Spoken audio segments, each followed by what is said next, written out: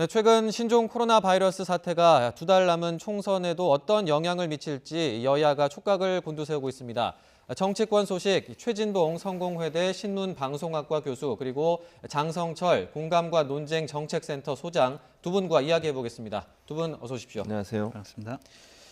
예, 저희가 오늘 계속 전해드렸습니다만 신종 코로나 바이러스 확진 환자가 12명으로 1명이 더 늘었습니다. 이렇게 계속 2차, 3차 감염 우려도 계속 나오고 있고 불안감이 여전한 상황인데 정치권에서는 좀 어떤 이야기를 하고 있는지 좀 짚어보도록 하겠습니다. 먼저 정치권에서는 서로 이제 여야가 내탓 공방을 하는 모습이 좀 연출되고 있는데 저희가 관련해서 녹취를 좀 들어보고 이야기 이어가도록 하겠습니다. 듣고 오시죠.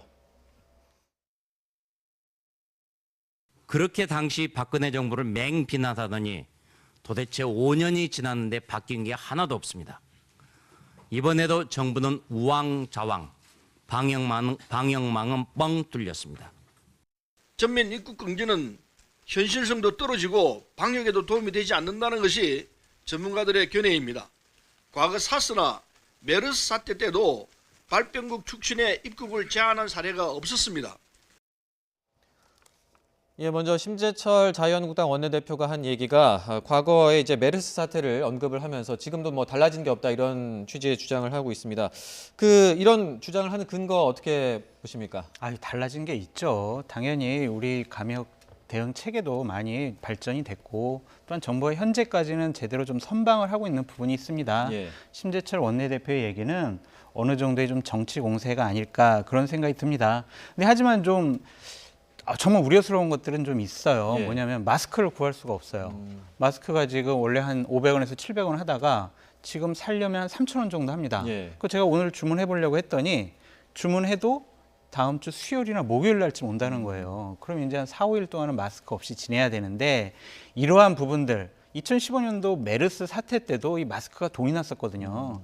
그러니까 왜 이런 것들을 제대로 미리미리 대비를 하지 못했냐. 예. 이런 것들에 대한 지적이라고 보여집니다. 예. 그리고 최근에 컨트롤 타워가 어디냐를 두고도 또 논란이 일고 있는데 최 교수님 이 논란은 어떻게 보고 계십니까? 컨트롤 타워 같은 경우에 여러 가지 이제 분야별로 나누어지는 부분하고 전체 컨트롤 타워를 좀 구분해서 생각을 해야 돼요. 컨트롤 타워라고 하는 것이 한 군데서 모든 걸 지시하는 건 아니에요. 예. 의견을 모으고 또 각각의 역할을 하고 있는 기관들을 잘 조율해서 방역 시스템이 제대로 돌아가게 만들어야 되는 거죠. 예컨대 전문 진영. 일부에서 이런 얘기까지 하죠. 전문가도 아닌 사람들이 왜 컨트롤 타워 역할을 하냐 이렇게 얘기하시는 건 오해가 있는 거예요. 예. 무슨 말이냐면 방역 대책은 질병관리본부가 하는 겁니다. 그 전문가가 거기잖아요.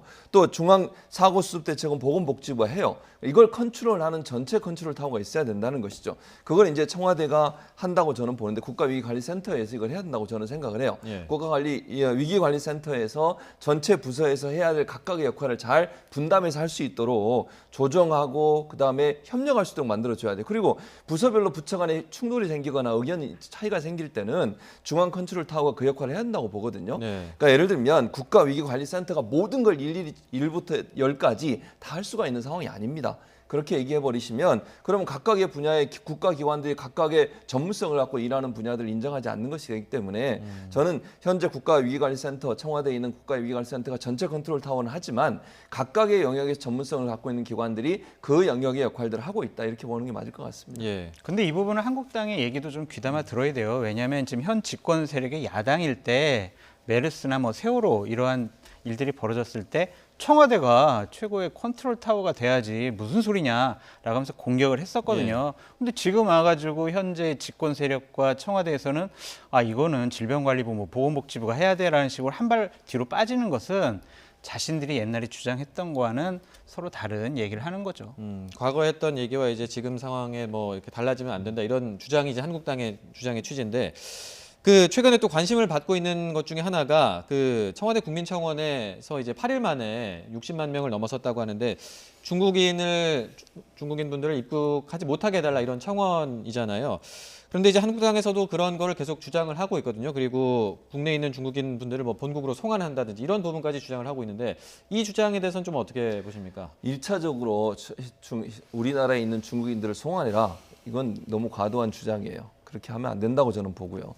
그러니까 예를 들어서 중국인 중에 뭐 질병이 걸렸거나 감염이 돼서 우리가 정말 치료할 수 없는 상황이 된다면 모르겠습니다. 그게 아니고 현재 중국에 사시면 오랫동안 사셨고 그분들이 감염도 되지 않은데 그분들을 돌려보낸다. 그거는 뭐 그럼 우리나라 만약에 우리나라에서 이런 일이 발생했는데 우리나라 국민들이 외국에 살고 있는데 그 사람들 다 돌려보낸다. 우리 국민들은 어떤 생각이 들겠습니까? 너무 과도한 주장이라는 생각이 들고요. 예. 그다음에 첫 번째 중국인들 입국 금지하는 문제. 1차적으로 지금 현재 상황하고 예전의 상황은 좀 다르다고 봐요. 이 말이 나온 게 그 전이잖아요, 지금. 그러니까 지금은 미국이 어쨌든 중국인의 입국에 대해서 일정 부분 제한을 하기로 했습니다. 미국뿐만 아니라 일본, 또 다른 나라 싱가포르 이런 나라들이 지금 차근차근 입국을 어느 정도 제한을 하고 있어요. 예. 이거는 우리가 검토해 볼 사안이라는 생각은 듭니다. 다만 모든 중국인을 다 할 거냐 아니면 어느 지역에서 오는 사람을 할 거냐 하는 부분은 검토가 필요하다고 생각을 해요. 예. 근데 이거 지금 이 주장이 나온 첫 번째 주장. 왜냐하면 WHO가 이동을 공고하는 걸 하지 않았어요. 기본적으로. 그러다 보니 국제사회와 공조가 되지 않은 상태 우리가 나서가지고 우리만 먼저 모든 사람 못 들어오게 한다. 그 자체가 가져올 수 있는 국제적 여론의 파장도 봐야 될 것이고요. 또 하나 이제 WHO가 오늘 또 무슨 발표를 했냐면요. 이동 금지를 하는 것이 국가적으로는 도움이 될 수 있을지 모르지만 전 세계적 방역 체계에 부정적 영향을 미칠 수도 있다는 점도 고려해야 된다. 이렇게 얘기를 했어요. 예. 그러니까 국제 공조가 방역에서는 반드시 필요한 부분이고 그래서 아마 우리 정부도 오늘 이제 미국이나 일본이나 싱가포르나 이런 나라들이 일정 부분 제한을 했잖아요. 그 부분에 대한 검토를 할 겁니다. 지금 공식 입장이 정부의 공식 입장은 전문가들과 함께 지금 논의하고 있다고 그래요. 전문가 의견 듣고 의사협회에서도 의견을 냈어요. 그러면 그런 걸 종합적으로 검토해서 어떻게 하는 것이 맞을지를 검토하겠지만 일방적으로 모든 사람 못 들어야 하거나 지금 중국 살고 있는 분들까지 내보내야 된다.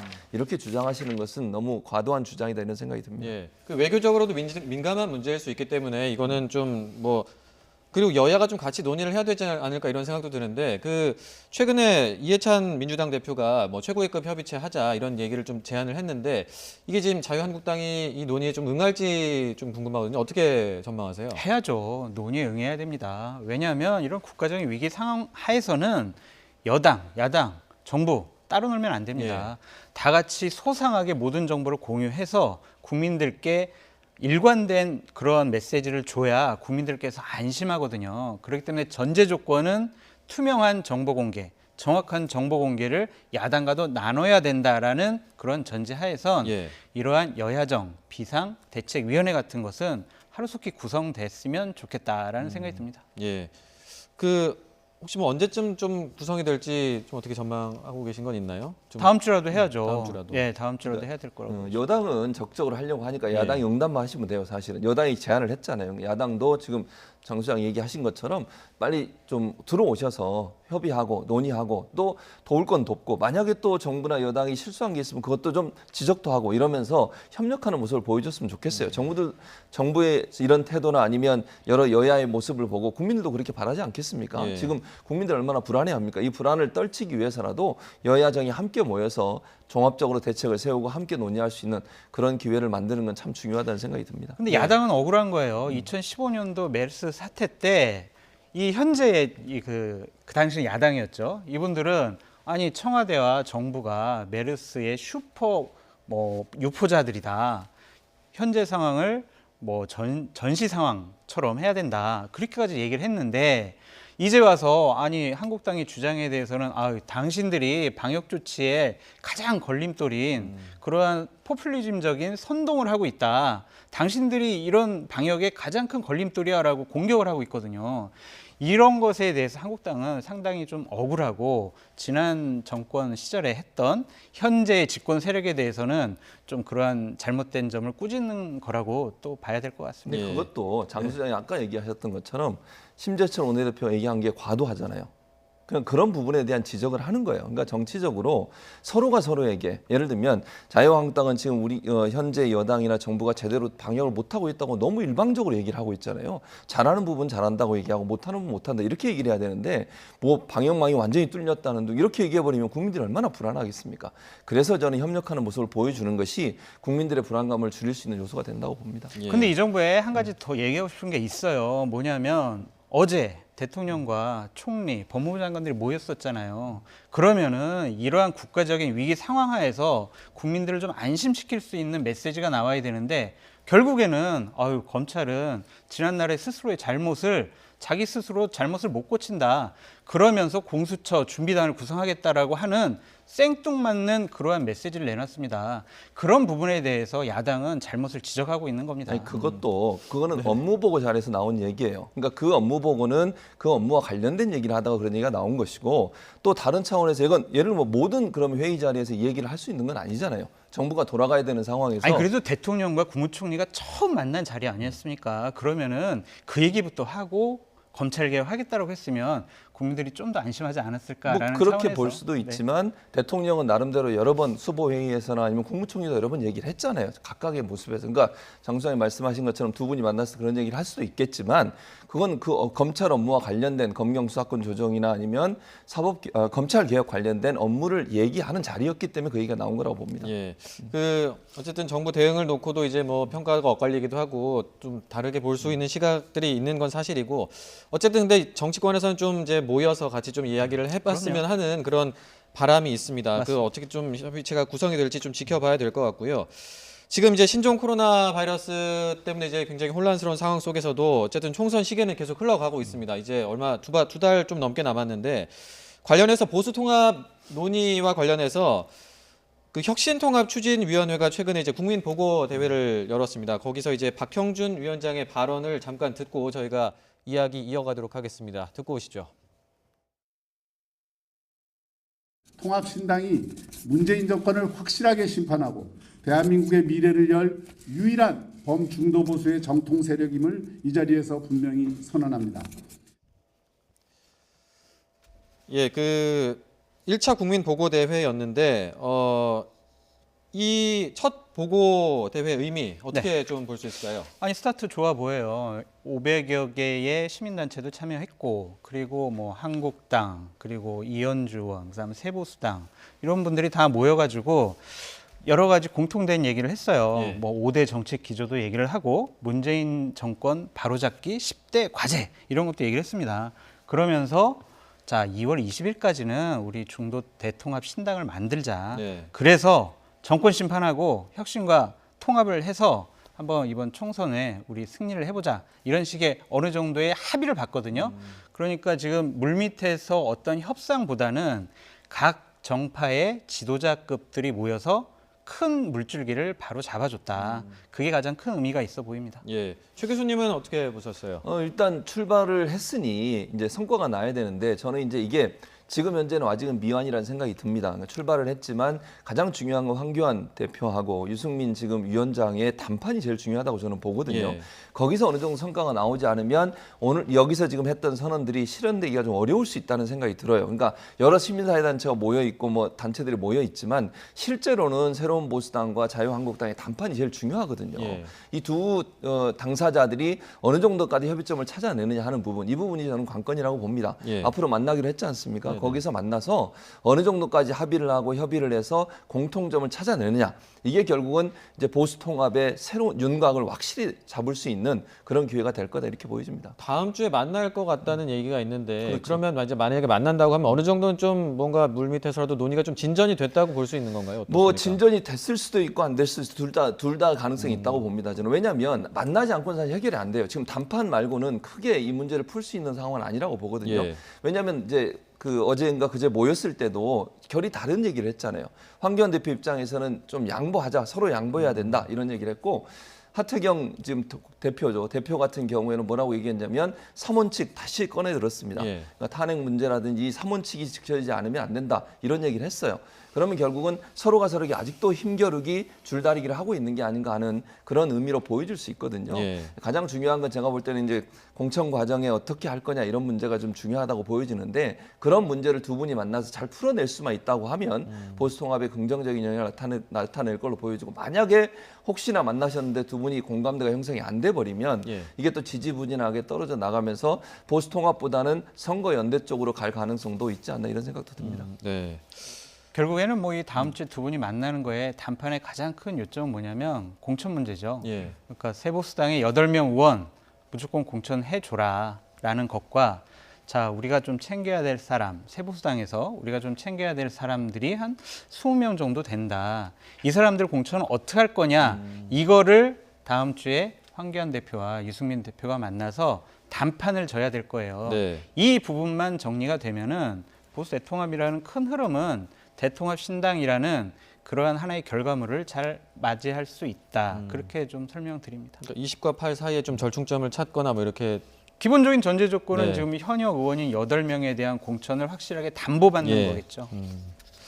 알겠습니다. 그 다시 혁신통합추진위원회 좀 이야기를 다시 해보면 그때 그 1차 보고대회를 할 때 이런 얘기도 나왔어요. 안철수 전 의원이나 김문수 전 경기지사 그리고 뭐 진중권 전 동양대 교수까지 같이 이렇게 뭐 외연 확장을 해야 된다 이런 얘기를 했다고 하는데 이게 좀 실현 가능성이 얼마나 되는지 궁금해요. 저는 좀 낮다고 봅니다. 첫째로 안철수 전 대표하고 진중권 교수는 가지 않을 걸로 저는 봅니다. 거의 예. 90% 이상, 100%라고 제가 말씀 못 드리겠고요. 90% 이상은 가지 않을 겁니다. 일단 안철수 전 대표는 뭐 본인이 여러 번 얘기했어요. 보수통합 관심 없다.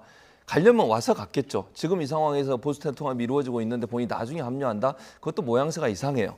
그리고 지분도 차지하기 어렵고요. 그런 상황에서 오늘 안철수 전 대표가 합류할 가능성이 낮다고 보고 진중권 전 교수는 본인의 입장과 주장이 뚜렷한 사람이에요.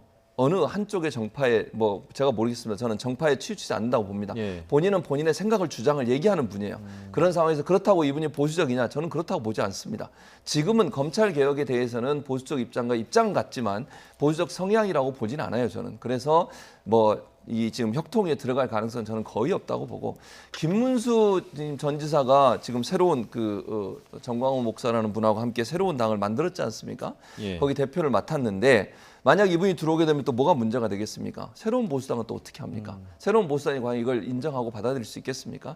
그런 차원에서 본다고 하면 이 세 그룹이 들어올 가능성은 좀 낮다 이렇게 보는 것이 맞을 것 같습니다. 예, 그 말씀을 해주셔서 나온 김에 좀 질문을 드리면 그 김문수 전 지사가 이제 전광훈 한기총 목사하고 이제 자유통일당을 창당하기로 했는데 이게 좀 이렇게 창당까지 나선 배경은 좀 뭐라고 보세요? 결국에는 나를 인정해 달라는 거겠죠. 그리고 김문수 지사와 전광훈 목사 같은 경우에는 아주 박근혜 대통령의 탄핵이 잘못됐고 빨리 석방해야 된다는 강력한 주장을 하고 있지 예. 않습니까? 이 부분에 대한 정리를 황교안 대표나 혁신과 통합추진위원회에서 답을 안 줬기 때문에 자 그러면 우리가 좀 하나의 새를 만들어서 이번에 이런 주장을 좀 확실하게 해보자라고 결심을 한 것 같아요. 근데 하지만 당을 창당했다고 해서 이번에 선거에 참여할 것이다. 저는 그거는 좀 회의적으로 보고요. 결국에는 좀 제 교수님과는 다른 생각인데 뭐 안철수 대표나 진중권 교수 같은 경우에는 그런 보수 대통합의 흐름에 참여하지는 않겠지만 김문수 대표 같은 경우엔 참여할 수도 있다. 그 가능성이 좀 더 높아 보입니다. 예, 알겠습니다. 그 내일은 그 안철수 전 의원이 이제 신당 창당 계획을 발표를 한다고 하는데 그 내일이 또 공교롭게도 국민의당 예전에 창당 날짜랑 같다고 하더라고요. 공교롭게도. 근데 내일 좀 어떤 식으로 계획을 발표하게 될지도 궁금한데 어떻게 전망하세요? 제가 그냥 전망을 해보면 젊은 인재 육성, 양성 이걸 키포인트로 얘기하지 않을까 하는 생각이 듭니다. 네. 본인이 또 들어와서도 그런 얘기를 했었고요. 그래서 기성 정치에 대한 어떤 환멸 또 기성 정치의 문제점 이런 걸 지적하면서 젊은 인재를 키워야 된다. 이런 얘기의 메시지를 던지면서 젊은 사람들이 정계에 진출할 수 있는 기회에 디딤돌이 되겠다 본인은 그런 메시지를 던지지 않을까 하는 생각이 들어요. 예. 신당 창당이 뭐 이제 지금 현재 그 바른미래당에 남아 있는 비례대표 의원들 본인을 따르고 본인을 지지하고 있는 이분들과 함께 할 걸로 봅니다. 물론 그분들이 탈당하지는 않을 거예요. 그러니까 정치적으로 함께 하는 거죠. 제가 볼 때는 그러리라고 보고 그걸 기반으로 해서 어쨌든 젊은 세력들을 키워내고 혁신적인 어떤 정치 현상을 만들어내겠다는 슬로건을 내걸 것 같은데 이제 문제는 이게 여론을 어느 정도 흔들 수 있느냐의 문제라고 봐요. 저는 처음에 이분이 국민의당 만들 때하고 지금은 상황이 완전히 다르다고 봅니다. 그래서 국민의당 처음 만들어서 본인이 정치의 신인으로서 뛸 때와 지금은 이미 정치인이 됐잖아요. 그리고 이미 정치인이 돼서 여러분 평가를 받았다고 저는 봅니다. 예. 그 평가의 과정을 통해서 이분에 대한 어떤 신선도라든지 아니면 이분이 갖고 있는 정치적인 어떤 영향력 이런 부분들을 좀 많은 부분 좀 마이너스 그러니까 까먹었다고 생각이 들기 때문에 저는 그다지 큰 어떤 그 총선판에 영향을 미칠 가능성은 낮다 이렇게 봅니다.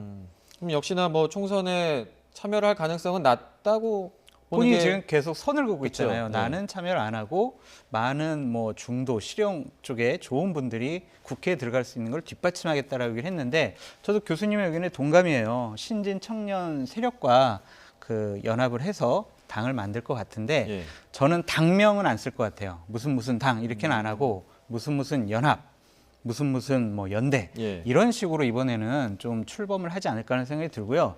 뭐 시대 전환이라든지 뭐 미래당이라든지 브랜드 뉴파티라는 이러한 그 청년 이런 분들이 만든 모임들이 있어요 지금. 예.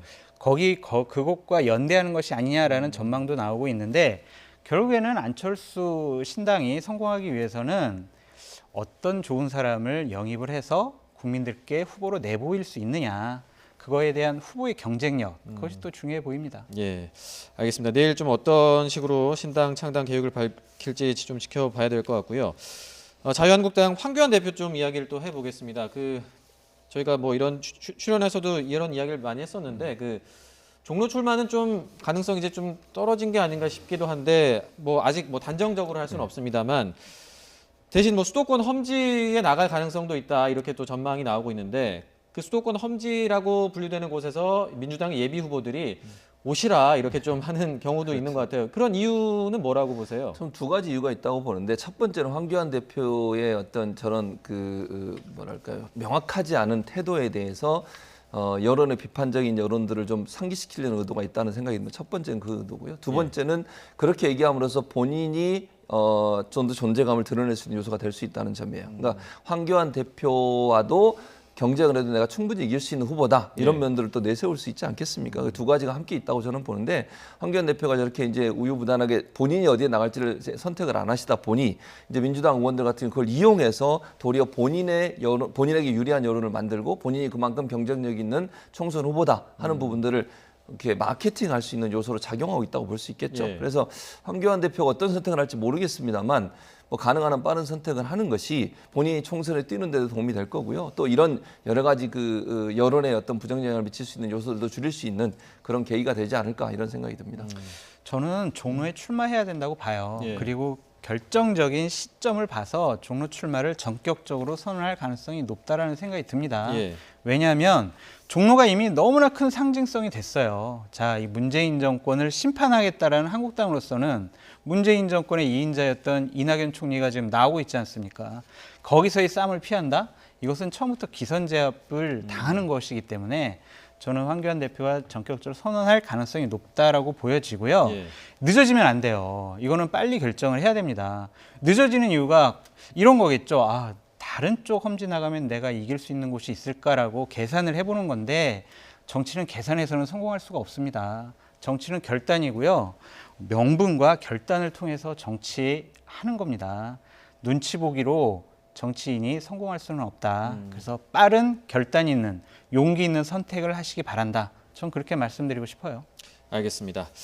이번에는 이광재 전 강원도지사가 공동 선대위원장직을 맡기로 했잖아요. 네. 그러면 이제 강원도 지역에서 선거 관련해서 좀 임무를 맡게 될 텐데 이게 어느 정도 파급 효과가 있을 걸로 예상을 하십니까? 일단 이제 이 전 지사는 강원도 평창 출신입니다. 네. 평창 출신이고 두 번의 선거에서 당선이 됐고요. 그리고 강원도 지사까지 했죠. 강원도 지역에서는 전 지사가 갖고 있는 어떤 장악력이랄까 지지도 이런 부분이 좀 높은 지역입니다. 그리고 강원도가 잘 아시는 것처럼 보수들이 더 많은 보수 텃밭이라고 얘기할 만큼 보수 진영의 후보들이 더 많이 당선된 그런 지역이거든요. 예. 그래서 이광재 전 지사가 이제 선거대책위원장의 공동 선거대책위원장에 임명이 되면서 강원도 지역의 새로운 어떤 교두보를 확보하려는 의도가 있다는 생각이 들고요. 예. 본인이 출마할 거냐 하는 부분의 질문에 대해서는 본인은 아직까지 확정적인 대답을 하지 않았어요. 그러니까 공동 선거대책위원장은 수락을 했지만 네. 어느 출마할 거냐 말 거냐에 대한 기자의 질문에는 확답을 피했는데 뭐 모르겠습니다. 어디에 출마를 하게 될지 안 하게 될지는. 그러나 뭐 출마할 가능성은 높다고 저는 보는데 예. 1차적으로 이제 강원도 지역이 워낙 이제 민주당 입장에서는 좀 경쟁력이 떨어지는 지역이었기 때문에 이광재 전 지사를 영입을 하면서 선거대책위원장을 맡아서 어쨌든 강원도 지역을 중심으로 해서 선거운동을 전체 판을 이렇게 관리하고 또 리드해 갈 수 있는 그런 역할을 맡기지 않을까 이런 생각이 듭니다. 예, 소장님 어떻게 보세요? 강원도 이광재 지사가 지금 출마 여부에 대해서 확실하게 얘기 안 하는 이유는 지금 계산을 해서 그래요. 이분도 마찬가지로 여러 군데 한번 넣어볼 겁니다. 평창, 원주 뭐 이런 데 넣어서 내가 출마했을 때 가장 유리한 그런 장소를 선택하겠다는 건데 이분을 사면을 시켜서 이 강원도 선거에 아주 중점적으로 활용하겠다라는 집권 여당의 이러한 생각은 정말 옳지 못하고 잘못됐다는 생각이 듭니다. 어떻게 이렇게 9만 5천 불이라는 그러한 불법 정치 자금을 수수를 해서 징역형까지 살던 분 아닙니까? 그런 분을 선거를 앞두고 이렇게 사면을 해가지고 선거에 이용을 하려고 한다? 이것은 집권 여당이 권력을 자의적으로 행사하는 거라고 저는 보여집니다. 그렇기 때문에 이분이 출마를 하는 것, 그것조차도 저는 잘못된 거다. 그렇게 말씀드리고 싶어요. 예. 이제 이광재 지사 같은 경우는 이제 이런 부담을 안고 있는 상황인 건 확실한 것 같고요. 앞으로 좀 뭐 출마 여부는 지켜봐야 될 것 같습니다. 그리고 좀 시간이 이제 얼마 남지 않아서 이 질문을 좀 드리겠습니다. 최근에 했던 갤럽 여론조사에서 민주당의 지지율이 현 정부 최저치를 기록했다 이런 결과가 나왔어요. 두 분은 좀 이런 결과가 나온 이유 어떻게 보시는지 먼저 최 교수님부터. 일단 이런 여론조사 결과의 추이를 봐야 되니까 일단 내려간 건 맞는 것 같고요. 내려간 부분의 요소들이 여러 가지가 있을 수 있는데 아무래도 신종 코로나 바이러스에 대한 문제, 국민들의 어떤 불안감 이런 부분도 작용했을 것 같고 또 이제 총선 영입 인재 중에 한 분이 이제 좀 논란이 돼가지고 예. 그런 부분 때문에 실망감을 준 부분도 있을 거고 이런 부분일 것 같아요. 그러니까 아마 이제 국민들의 기대에 일정 부분 미치지 못한 부분들에 대한 어떤 반응이라고 볼 수 있을 텐데 저는 이런 부분들을 빨리 회복하기 위해서 노력을 해야 된다고 생각을 합니다. 예. 그런 문제점들을 빨리 떨쳐내고 새로운 돌파구를 찾아야 되는 상황이라고 보여지고요. 총선 이제 시기가 되면 이슈 하나하나마다 민감하게 반응하는 여론이 예. 그런 경향이 많기 때문에 저런 현상들은 앞으로도 계속 될 수밖에 없어요. 민주당이든 자유한국당이든 조그만 실수 하나가 결국은 여론에 영향을 미치는 요소 크게 작용을 할 겁니다. 그런 부분들을 줄이는 게 필요하지 않겠나는 생각이 듭니다. 네, 장 소장님은. 저는 기본적으로 이 집권당과 권력층이 지금 되게 오만하게 여러 가지 행동을 하고 있다. 그거에 대한 국민들의 하나의 평가라고 생각이 듭니다. 네. 제일 큰 것은 검찰 관련 인사죠. 집권 세력을 향한 수사를 막기 위해서 수사던 검사들을 다 좌천시켰다. 이거 얼마나 오만해 보입니까? 이러한 건방지고 오만한 모습에 대한 국민적인 심판이라고 보여지고요. 우한 폐렴 이런 것도 또한 여러 가지 영향을 끼치겠죠. 결국에는요, 민심을 이기는 권력이 없습니다. 그렇기 때문에 지금 민심과 이 권력의 오만함이 지금 맞부딪혀 있는 상황이다. 전 그렇게 말씀드리고 싶어요. 예, 알겠습니다. 두 분 말씀 오늘 여기까지 듣도록 하겠습니다. 지금까지 최진봉 성공회대 신문방송학과 교수 그리고 장성철 공감과 논쟁 정책센터 소장 두 분과 함께했습니다. 오늘 말씀 잘 들었습니다. 감사합니다.